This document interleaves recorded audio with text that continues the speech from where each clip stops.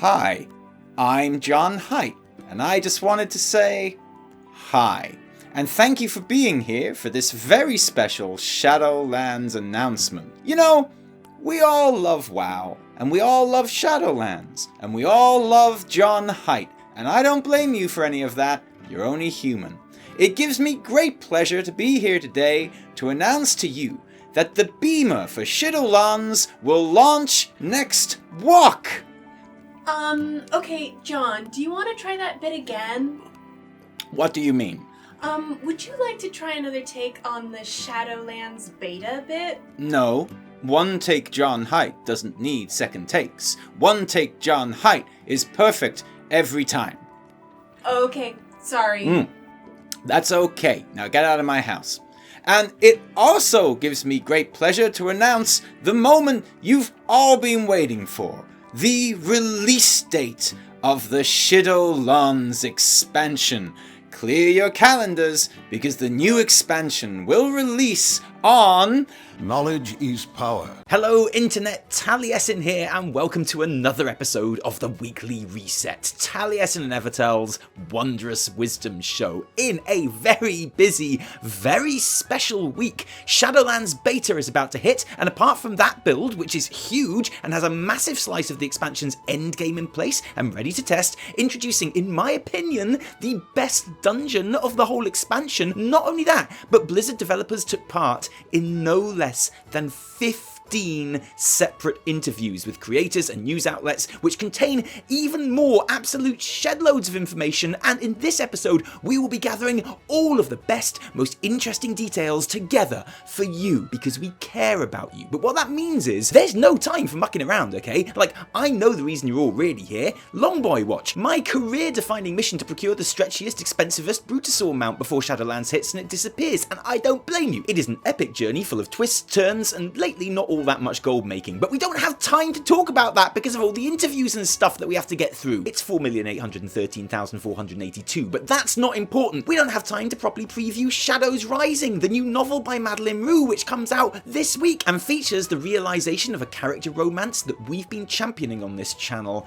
for literally years. I really want to talk about it. I don't have time to talk about it. You'll just have to go out and buy the book or borrow the book or however it is that you usually consume literature. Do that. To be perfectly honest, we don't even really have all that much time to go over Blizzard's big and highly anticipated live stream where they announced the beta, which is crazy because that should be the big story this week. You had Judgehype showing us the Shadowlands Collector's Edition, which instantly sold out everywhere because of course it did, because when Judgehype holds something, it sells out. Also, it's got an art book. It looks amazing, even at $120. But it's awesome to see you, John. Thanks, John. And then Ian Hazzikostas giving a much more thoughtful breakdown of a whole ton of endgame features than I think anyone was really expecting. And yeah, there was no cinematic, there was no big surprises, except one.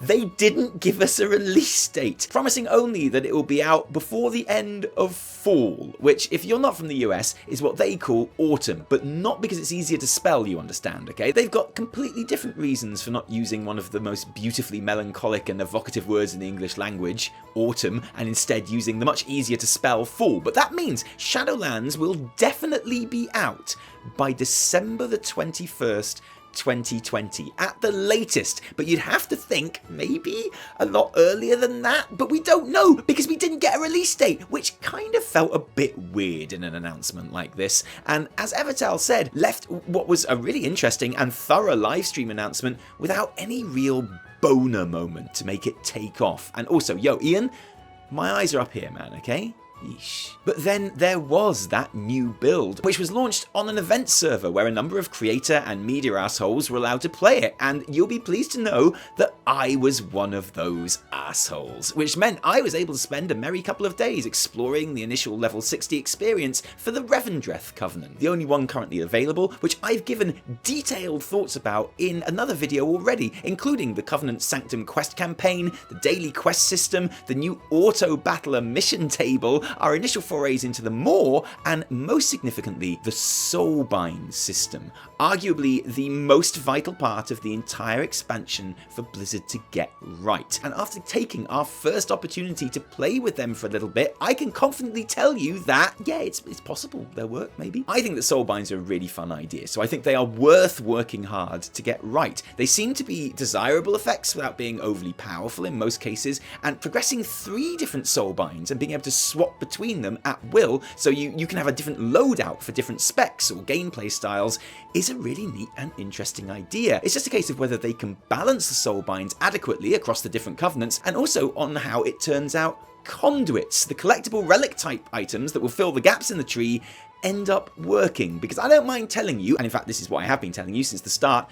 conduits are my single biggest worry in this whole expansion. They are going to be what makes or breaks the entire progression system, and there's still so much that we don't know about how they will work. But hey, maybe they were talked about in depth in a lot of those 15 dev interviews that we'll be sifting through for you any minute now. Maybe that could help ease my fears, or stoke them, or just paint a clearer picture. Well, let's find out, because that's what we are essentially dedicating this whole episode to. We have gone through as many of those dev interviews as we could find, including Ian Hazzikostas talking to Panda TV, Bellular, Lappy Live Blog, Blizz Planet, WoW Planet, Tomton, and Twitter. Judgehype talking to Hazelnutty Games and Eurogamer, Patrick Dawson talking to Warcraft Radio and Judgehype, Paul Cubit speaking to Sloot and Alviona, Morgan Day being interviewed by MrGM, Steve Danuser talking to Wowhead, and Cannon speaking to Wowhead too. We have included a link to every single one in the description below, either direct to the interview or video itself, or to an article where the interview is linked,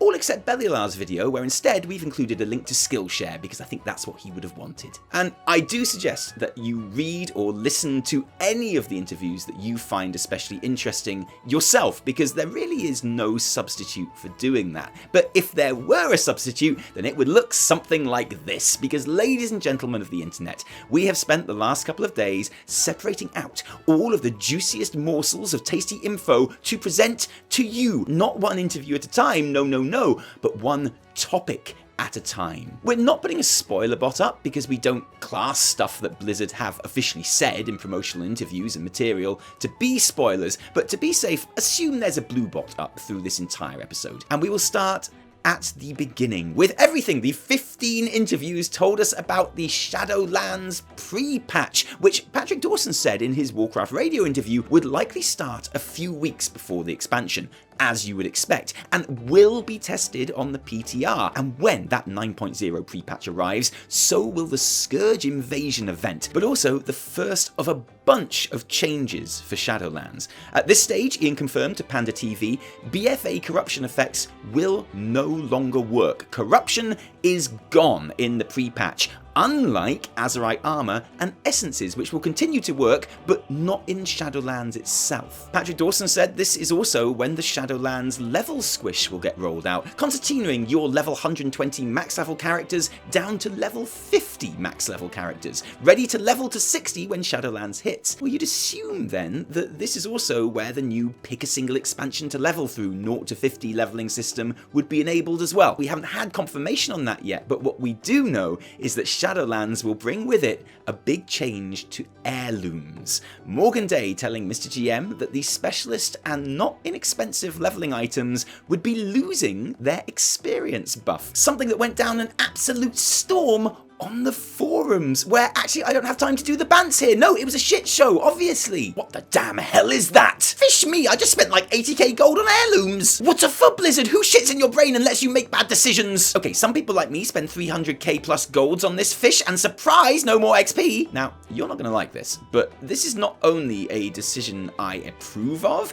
it's a change I have been actively advocating for ever since the new leveling system was announced. Because if in Shadowlands part of our leveling process is to pick an expansion to play through, and when we come out the other side we are level 50, well, that's impossible to balance when some players are doing it on normal rate XP and some are doing it with like 80% extra bonus XP. The fact that the actual experience that a player earns as they level through old content varies wildly from player to player based on how many heirlooms they've got on is one of the reasons why leveling is such an uncohesive and unsatisfying story experience now, and that's what the new system is trying to change. So I think scrapping the XP bonus on that gear is the only thing that you can really do. And yeah, we've all spent a lot of gold on those heirlooms, like me included. But here's the important thing. That does not mean that gold is wasted or the heirlooms are useless. Morgan says that the XP buff will be replaced with other equally good effects, and at the end of the day, then as long as heirlooms are helping you level significantly quicker, then the amount of XP they award is completely irrelevant. Like, they could just be very powerful so that you kill mobs and complete quests quicker. They could increase your run or mount speed. There's loads of options that won't break the new leveling system, and I'm excited to see what they come up with. But anyway, we don't have time for this nonsense because we've still got all these interviews to get through, and yes, we are still on the pre-patch. So Ian Hazzikostas has said that the pre-patch event is those Scourge invasions, and very much inspired by the short-lived, because players complained about it, but now very fondly remembered, Wrath of the Lich King Scourge invasions. But Patrick Dawson told Warcraft Radio that the pre-patch will also tell the story of how the heroes of Azeroth are gathering in Icecrown, preparing for the assault. So it sounds like it'll be a combination of repeatable assault-style gameplay with some story quests dripped out over the week to go with it. Patrick was also asked whether there would be a Warbringers-style cinematic animation series in the build-up to Shadowlands, and he said, "I don't think we have anything to announce today, but I wouldn't be surprised." Which, you know, either Patrick is a 9-carat Class A TZ troll, or really, that's a total yes. I'll let you decide. They're definitely happening. And I'm not a betting man, but if I were, then my money would be on Tyrande, Vol'jin, and Darian Mograine as the subjects of those cinematics. But I'm not a betting man, so. Next up, Covenants. What new info did our 15 interviews have to give us about our 4 super balanced Uber teams? Well, there was a lot of talk generally about how, yes, choosing your Covenant should be an important and meaningful choice. Ian Hazzikostas said in his talk with Lappy Live blog that your Covenant choice should feel like a subclass in and of itself, while Paul Cubitt repeated the already established line that leaving a Covenant is easy, but coming back is hard. Ian's interview with Tauntaun revealed that if you do decide to leave a Covenant, you actually do so via a quest. And if that quest doesn't basically just consist of dueling the Covenant leader and humiliating them in front of all of their fellow Covenant peeps, then that's an opportunity wasted as far as I'm concerned. And if you lose the duel, you can't leave. Those are Evi rules. As Tally has already mentioned, one of the biggest worries for how player power will be balanced across Covenants revolves around conduits, which sound like they're going to be kind of a mix between artifact relics and essences. Essences because they drop from different content. John Haidt told Hazel that the sources aren't final yet, but that the thinking is that if there's a conduit that is especially good for PvP or dungeons, it'll likely be acquired through PvP or dungeons, which, you know, all I hear from that is that one of my conduits is locked behind PvP, and I'm like, so long, conduit! Sorry I never got to ever play with you even once, but that's the way it goes. In his interview with Bellular, Ian said that conduit drops from whatever source, and he did mention vendors as a source too, would be bonus drops, which made some people worry that they were completely random and not targetable. But that's not what a bonus drop is. It just means that it doesn't take up a slot in loot numbers. So, say your Mythic Plus chest had 1 piece of loot in it, that 1 piece would never be the conduit that drops from that boss, but the conduit could still drop for you alongside that 1 piece of loot, like those Titan trinkets at the end of Antorus. And Paul Cubitt told Sloot that although it is something that is being actively discussed, at the moment the plan is to have conduits destroyed when you replace them, like forever. So I'd have to do the PvP again if I wanted it back, and yeah, no, I'm just never getting that conduit, it's fine. Ian says the thinking behind conduits being destroyed when replaced is to try and avoid hoarding hundreds of different ones in your bags for the kind of outrageous and obnoxious micromanagement that you might otherwise be encouraged to partake in. You know, swapping out all of your conduits for a certain boss, and then again for the next one. And that's definitely a worthy aim, but I don't know. I kind of think it wouldn't really stop me doing that, rather just make me feel like I need multiple of each conduit in my bags to replace and destroy them as I go, so I'm not sure that decision is going to have the positive impact that Ian intends. It's a tricky one, and I don't even think it's the hardest thing for conduits to get right. My main worry is that these things have item levels on them. What happens in 9.1 when gear gets better? Are we farming the same BIS conduits again, but at a higher item level? Because I can tell you now, refarming the same gear every tier is the single biggest problem with gearing in BFA, in my opinion, whether it be Azerite armor or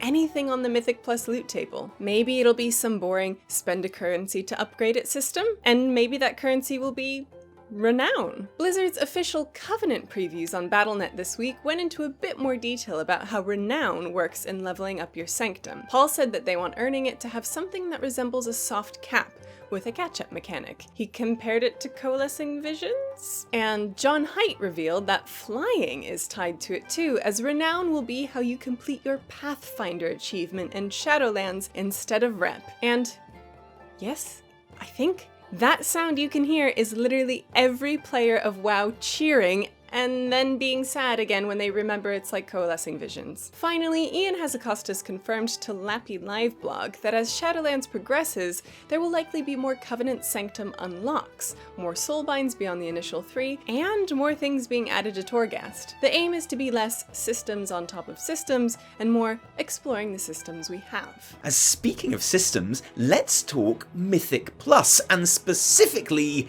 loot. Specifically that in Shadowlands, there will only be one piece of loot in the chest at the end of a Mythic Plus dungeon run. And I know what you're thinking. You're thinking nothing at all because you can't concentrate through the blind and searing rage that you're feeling hearing Ian say that, but just put the cricket bat down, okay? Because this is part of a trade-off. Don't forget, the next expansion, your big weekly chest, will have a selection of gear to choose from based on the runs that you've completed during the week. And having a choice on the good loot that you want far outweighs having less of the less useful gear in the end of dungeon chest. Now, we knew that's how it was going to work anyway, but Morgan Day revealed that if none of the gear pieces in your weekly chest selection take your fancy, then you'd also be able to choose an important currency instead. And John Height said that appearance changes, pets, and mounts might be part of the weekly chest haul too, which would be a real broadening of what the weekly chest does and what it's for, which I am completely in favour of. Player agency is a buzz phrase through pretty much all of these interviews, and these Mythic Plus loot changes are quite a good example of that in action, I reckon. Oh, and that cool green death elemental that you saw in the Maw,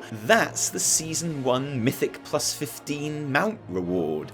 Yeah, I know. Customizations. Art director Ely Cannon told Wowhead that the team is working hard to get as many of the new character customizations finished and ready to ship with Shadowlands, but that there are potentially more to come during the expansion too. And Patrick Dawson said that they are still taking feedback for different options, so basically, we're including a link in the description for a petition for red eye options for Blood Elves so that we can finally be the Dark Rangers that we deserve to be. And if you please print that off and send it to Morgan Day, that would be great. Hashtag just give us cool red Dark Ranger eyes, okay, thanks. Ian told BlizzPlanet that the new character customization options would find their way into existing content by way of changes to city guards and civilian NPCs, which obviously means the new haircuts, skin tones, face shapes for humans, but maybe also straight-backed orcs and Orgrimmar, flower-sporting Tauren and Thunderbluff, and leafy elf boys in, actually, where do the Night Elves live now?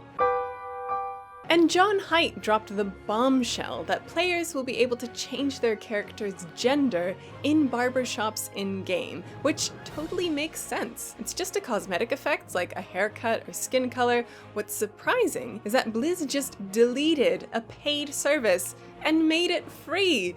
Yes, our Blizzard, the one that makes WoW a paid service. Gone. Of course, someone mentioned the word gender, so I've got this strange and very powerful urge to go look at the forums right now, but no, we don't have time for that. Morgan Day said that in Shadowlands, the spec-specific limitations on artifact weapon transmogs will be lifted, meaning that your Holy Pally can heal with the Ashbringer, or use that cool flail thing from the Mage Tower. More importantly, it means that Beast Mastery Hunters can use the Marksmanship, Bow, and Quiver. This means I might be able to play BM Hunter again. Huh. Okay, well, fine. But even if I don't, it's still exciting news. Patrick Dawson touched on a couple of different PvP topics in his chat with Warcraft Radio, saying that they'd learned a lot about gearing from BFA, especially essences and corruptions, that passive effects don't really feel great as abilities, which, yeah. Anyway, but especially in PvP, where it feels like it negates a lot of the skill. And I guess you can see something of a new approach being reflected in Covenant and Soulbind abilities. He also confirmed that the PvP power that Wowhead data mined was, in fact, just an in-house experiment that won't be making it to the Shadowlands, a specific PvP stat being something that the team are adamant the game does not need or want right now. There will be a new arena in Shadowlands, in Bastion, but no new battleground, and he also appeared to walk back talk of cross-faction inter-Covenant world PvP too. The idea that I was really excited about, that some world quests or events would see world PvP happening in 4 directions, with your allegiance and targets being decided by your Covenant rather than your faction. I know, right? But Patrick said while it may happen, lore-wise, the Covenants aren't exactly at each other's throats, which may well be true, but I say give a shit, that sounds awesome, let's do it anyway. This is probably a good place to mention class changes and updates too, with Ian Hazzikostas telling Panda TV that whereas there are more class changes to come before the start of Shadowlands, as you'd hope, not to expect any complete class overhauls. So for example, Shadow Priests, it's another Void for me expansion for you then, isn't it? The question is just whether Blizz can make that feel good or not. The Maw is set to be a massive part of our daily endgame experience, whether that be running around the zone, world questing, or blasting through Torghast, which Ian wonderfully confirmed in the livestream will be keyless. As in, entry to Torghast will be free and unlimited every time. Music to these ears, and something we've been pushing for since the start. Nice one. Lots of people have noticed that you can't mount in the Maw zone, and Paul Cubitt told Sloot that this was intended. It's a dangerous place, full of baddies. Apart from the bits which are totally empty right now, but hey, it's the alpha. And they don't want you to be able to ride through hectic stuff. Paul says it's still being discussed. They could instead go for something like mounting increases your Eye of the Jailer bar quicker, but if they do decide to go with no mounts, that likely means no mounts ever in the Maw. Like, ever. Oh, and obviously there's no flying there. You didn't think there'd be flying there, did you? Oh man, sorry. He said that a typical Maw session should take between 25 and 30 minutes, and that it's the kind of thing you're going to want to do maybe 2 or 3 times a week to get the resources and progression you need, which sounds a bit like N'Zoth Assaults, except don't worry, it's totally different because I can mount in N'Zoth Assaults. I'm being sassy for comic effect, half comic effect, but I think the Maw is really cool, and I like it a lot. Paul Cubitt told Sloot that your initial tutorial introduction to Torghast unlocks the first 36 floors of the Infinite Tower, and that unlock is account-wide, which, thank God. And Judgehype learned that Blizz haven't yet ruled out the idea that you will be able to level alts in Torghast, which I know is something Tally is especially keen on. And while Ian has promised no keys for the tower, it does seem there will be a system in place to skip straight to floors you've already unlocked, as completing a high Torghast floor will award you all of the legendary materials from the floors below if you didn't collect them already. And of course, legendaries are the main reason for entering Torghast at all, and we learned some important details about those this week too. We know that legendaries are forged by collecting special recipes and taking them to the runesmith with the appropriate materials, and Ian clarified that those legendary recipes will also be account-wide, which already makes the system a whole lot more alt-friendly than Essences, which is the BFA system it most closely resembles. Morgan Day agrees, saying in his Lordmon interview that just like Essences, you know exactly what you have to do to get the recipe that you want. And that kind of deterministic gearing is something that most players say they really want, and essences were great on your main. If legendaries are the same sort of thing but more alt-friendly, then that's a win-win as far as I'm concerned. There were some interesting insights into the lore and story of Shadowlands in these interviews too. Morgan Day spoke a lot about the first raid, Castle Nathria, with MrGM, and made a big deal about how it's meant to feel like a place that's occupied and lived in, and yeah, are you thinking what I'm thinking? Because I'm getting some serious Karazhan vibes from hearing that. And is there anyone who doesn't love Karazhan? No, there's not. Anyone who says they don't is a liar. Everyone loves Karazhan, so everyone will love Castle Nathria. That's how logic works, and that's what it's telling me. He also shed some light on the mysterious Arbiter in Oribos, describing her as being part of the Pantheon of Death, which we have heard of before, but which they described as being Titan equivalent levels of power, and which begs the question. We know that the 5 Covenant leaders, which includes the Jailer, are eternal ones, but are they part of the Pantheon of Death too? Well, Ian then described the Jailer as being Titan plus levels of power, which is a little bit scary. He also seemed to confirm that the Jailer will be the final boss of the expansion, saying that we will ultimately get to face him. And I don't know, call me a cynical old bean if you like, but that statement leaves a whole lot of wiggle room in my opinion. That has not got to mean that he is the final boss at all. And I hope he is, just because you know I love a big bad baddie bad being all big and bad and evil all expansion, but I don't think what Ian has said there is enough to 100% confirm it at this stage, especially when the Sylvanas question will be lingering for the whole expansion too. Steve Danuser answering a question for Wowhead about her possible vindication by saying that we will learn more about what she did and why, which might change our view on her in some cases, which, let's be honest, sounds like we won't be killing Sylvanas, really, doesn't it? And I don't think that's going to surprise anyone either. And I think as long as we get to the end of the expansion without any major Kerrigan-style nonsense going down, that's my main worry, most of us will count that as being an absolute success. And look, while we're on the subject of Steve Danuser, is there any better way to finish this roundup of new Shadowlands information than by pointing out that he recently also said that homophobia is not canon in WoW, in that it literally doesn't exist on Azeroth, and that people who say Warcraft is European medieval fantasy and use that as a reasoning to argue against diversity in the game are basically wrong. And yes, I agree, Steve Danuser needs a fucking medal for that, and here it is, Steve, here is your fucking medal, because seriously, just thanks, okay? You have had access to the super secret Cool Kids event server thing, right? Did you not get access to that, Evitel? Okay, look, we got one. No, I don't believe it. We got Only me. Access for only one. I was the only cool kid. Well, the thing is, that's look, very unusual. Look, between us, we got one access to this thing, and given that I have like 4 alphas. It seemed only fair. Yeah. Based on your experience, is Shadowlands going to be a good game?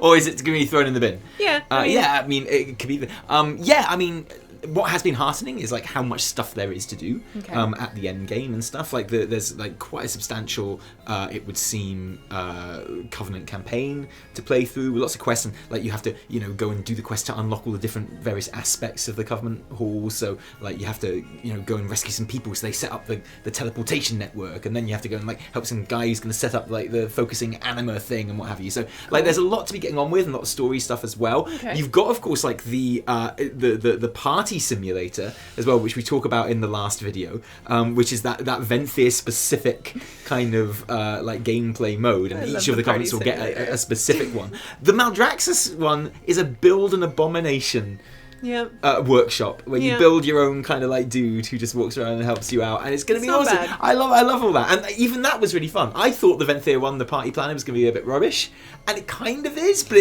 it's like much deeper and there's more to it than I thought there was going to be, and it's only once a week. So throughout the course of the expansion, like I can definitely see Venthyr people kind of, you know, looking forward to saving up, you know, like stuff they need to get a new type of party, or like do their kind of Stardew Valley building up friendship with the various guests that come to the party and things like that.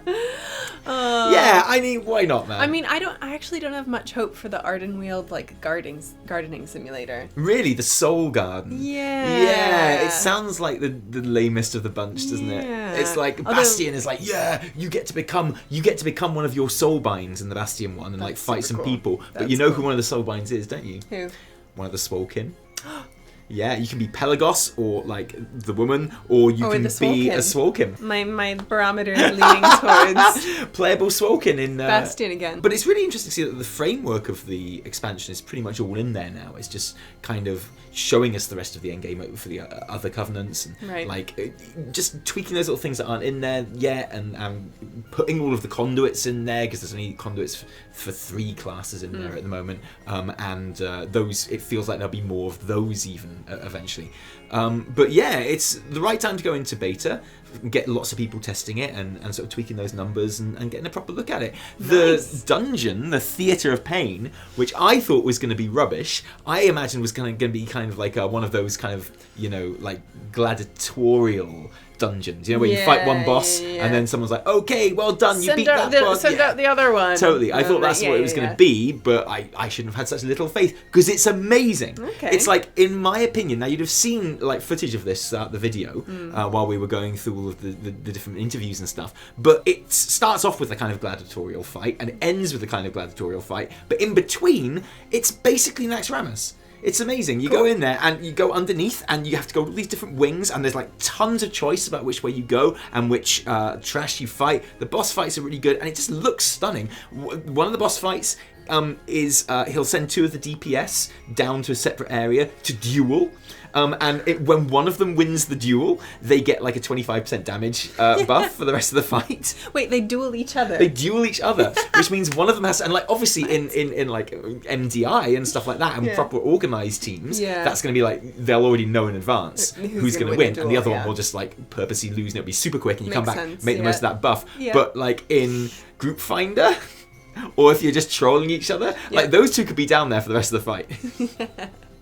If neither of them want to lose, which I think is a fantastic like mechanic, it's really cool. It's just a really enjoyable, like, it's not great in such obvious ways as the other side, but I think it's probably my favourite dungeon of the expansion. Wow. So far of those like opening 8. It's really cool. Yeah, it's super exciting. So like, really glad to see, like, happy of where the alpha is at the moment. Like the doubts we've got about the expansion are the exact same that have been since it was announced, and that's just like balancing the covenants and hoping that it will work in that way. Because I can see the problem, because I'm kind of like, okay, well, I really like the Venthyr from an aesthetic point of view, but I like all of them from an aesthetic point of view. So I'm happy with Maldraxxus. Maldraxxus looks really cool, and I really like the Covenant ability for Maldraxxus, but I don't really like the Soulbinds for Maldraxxus. I find them a bit more boring than some of the other ones. So I'm kind of in that thing of like, how do I choose? So many bits. I'm gonna have to make like a spreadsheet or something. I'm gonna have to make a Google Doc, which is how I solve all of life's problems. Google Doc time. And just break it all down.